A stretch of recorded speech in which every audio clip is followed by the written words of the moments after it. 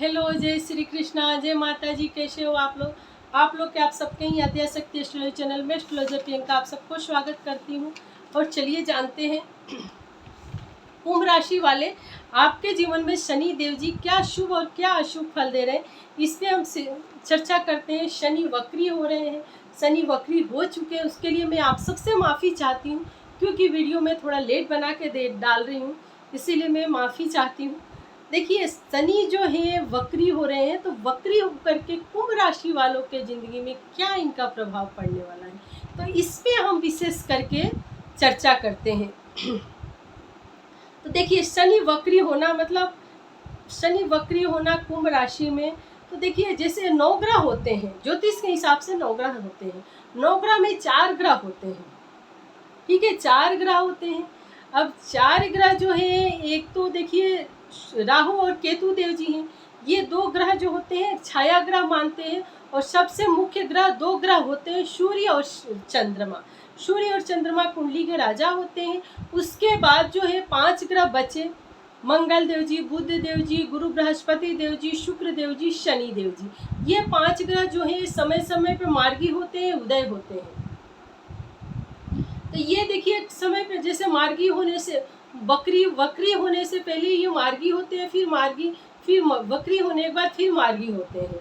तो इनकी ऐसे ही चक्र चलती रहती है। अब जैसे सूर्य देव जी हैं, अब अंडकार सर्कल होती है, 9 सर्कल होगी, सभी ग्रहों की अपनी अपनी सर्कल होती है। तो देखिए अंडकार 9-10 सर्कल जो सर्कल होते हैं 30 से 60 डिग्री का जो है इनमें डिफरेंस होता है।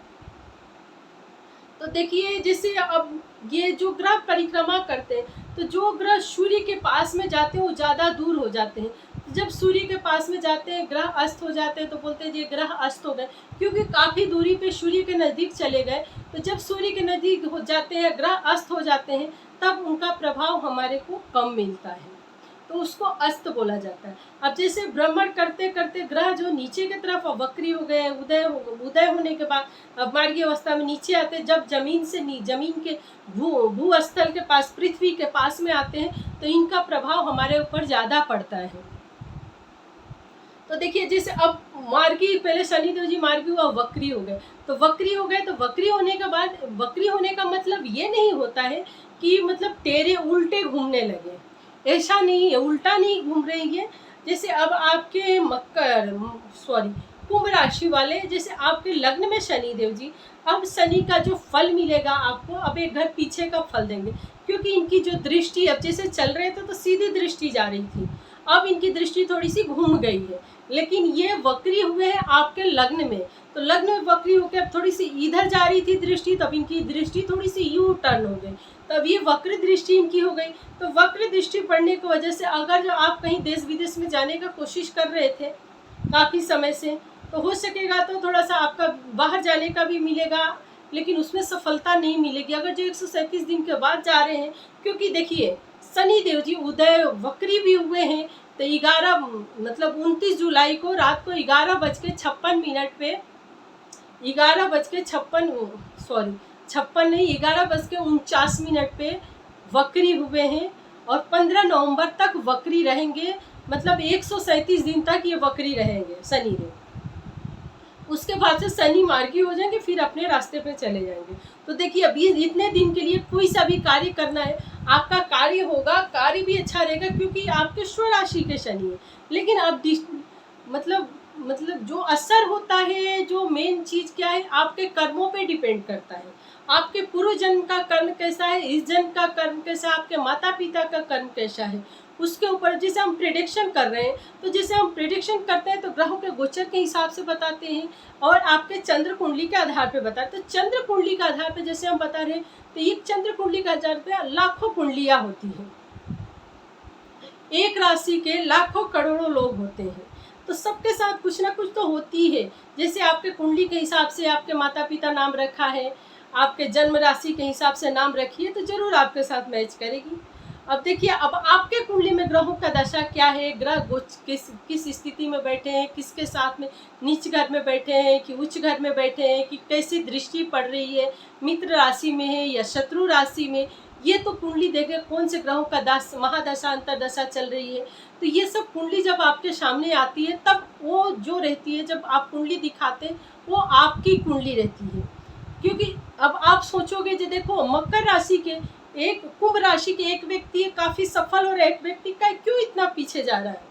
हम दोनों कुंभ राशि के हैं, सोचने वाली बातें होगी। क्योंकि उसके कुंडली में जो है, ये किसी जो सफल व्यक्ति है उसके कुंडली में जो है शनि उच्च के होंगे, उच्च दृष्टि पड़ रही होगी, मित्र के साथ में बैठे हुए होंगे, इसीलिए आपके कुंडली में सफलता मिला। सामने वाले व्यक्ति के संघर्ष है क्योंकि इसके कुंडली में शनि नीच कोई ना कोई स्थिति, महादशा अंतरदशा या शनि का पनौती पनौती यानी अढ़ैया, साढ़े साती, ये सब। लेकिन ये सब जाते जाते अच्छा फल भी देता है। तो अब चलिए, अब देखिए देखा जाए तो आपके छोटे भाई बहन से रिलेशनशिप में सुधार आएगी, थोड़ी सी अनबन जो हो रही थी उसमें सुधार आएगी, क्योंकि शनि का दृष्टि है पड़ रही है। जो काफ़ी मनमुटाव वगैरह हो रही थी उसमें सुधार आएगी। अगर जो इंडिया से बाहर जाना चाहते हैं तो इंडिया से बाहर भी जाने का आपको मौका मिलेगा।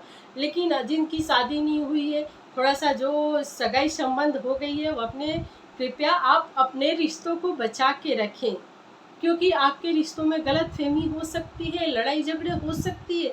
शनि की जो दृष्टि होती है अच्छी नहीं होती। अगर जो आप पार्टनरशिप का बिजनेस करते हो तो बिजनेस में भी काफ़ी थोड़ी सी मनमुटाव वगैरह हो सकती है, जिसकी वजह से आप बात बढ़ाओगे तो आपका बिजनेस रुक भी सकता है।